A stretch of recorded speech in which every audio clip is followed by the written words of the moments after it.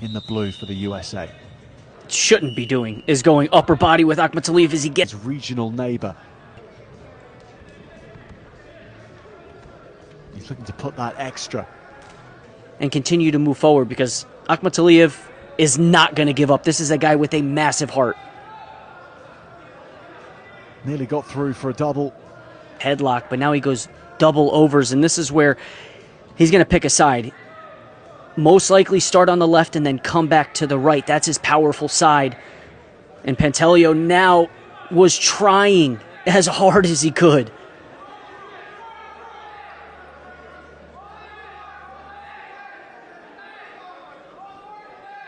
And he's in and under an awful lot of pressure. 2 points.